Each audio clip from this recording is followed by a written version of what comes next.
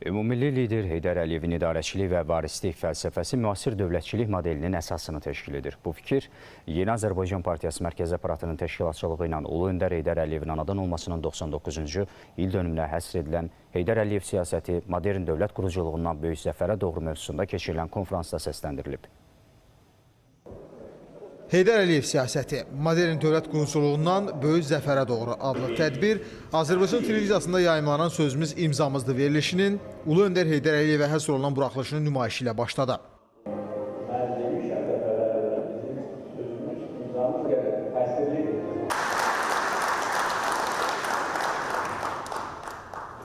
Ümummilli liderin anadan olmasının 99-cu il dönümü münasibəti ilə baş tutmuş konferansda çıxış edənlər xalq lider vəhdətinin formalaşması prosesinə xüsusi diqqət çəkdilər.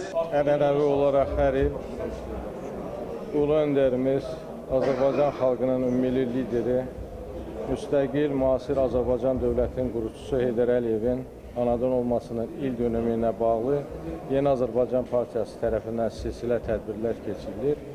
Bugün də Yeni Azərbaycan Partiyasının rəhbər heyətinin eyni zamanda Yeni Azərbaycan Partiyasının strukturuna daxil olan bütün qurumların nümayəndələrinin, dövlət nümayəndələrinin iştirakı ilə bugün konferans təşkil olunub.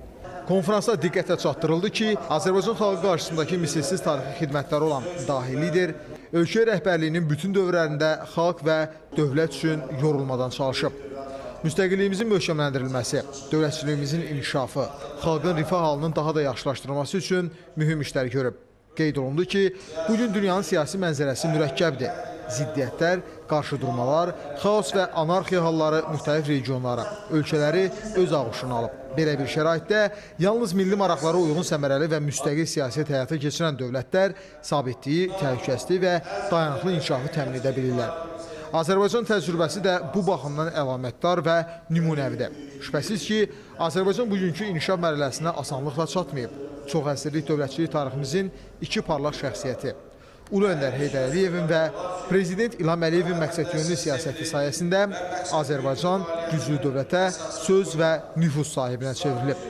Müasir Azərbaycan reallığı, eləcə də Azərbaycan tarixinin müstəqillik zirvəsi Heydər Əliyevin adı, siyasəti və fəaliyyəti ilə bağlıdır.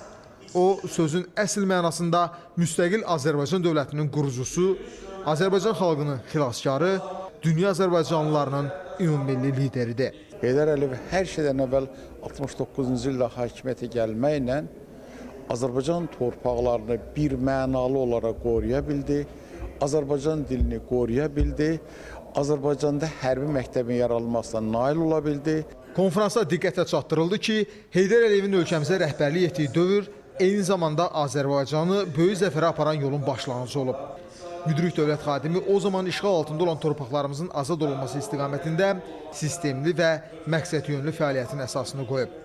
Böyük zəfərə gedən yolda təbii ki, xüsusi əhəmiyyət kəsb edən işlərdən biri də uğurlu ordu quruculuğunun həyata keçirilməsi olub. Heydər Əliyevin xalqımız və dövlətimiz, dövlətçiliyimiz qarşısında ən mühüm tarixi xidmətlərindən biri siyasi varisliyin təmin olunmasıdır. 90-cı illərin əvvəllərində siz bilirsiniz, Azərbaycanda vətəndaş müharibəsi, Azərbaycanın iqtisadiyyatı çox bərbad vəziyyətdə idi, təəssüf ki, Azərbaycanda vahid ordu quruculuğu yox idi, Azərbaycanda sistemləşmiş xarici siyasət yox idi, daxili siyasət də yox idi və böyük bir çox belə, bilirsiniz, gələcəyə çox bir belə ümidsizlik var idi insanlarda. Bax, belə bir vəziyyətdə Azərbaycanda hakimiyyətin sükanına keçmək və onu idarə eləmək həqiqətən çətin idi. Bunun öhdəsindən yalnız Heydər Əliyev şəxsiyyəti, Heydər Əliyev fenomeni gələ bilərdi və belə də oldu. Çıxış edənlər bildirdilər ki, bugün Heydər Əliyev siyasətinin bəhrəsidir ki, Azərbaycanda təhsil sahəsi ilə yanaşı iqtisadiyyat, elm, mədəniyyət və digər sahələr də çox sürətlə inkişaf edir.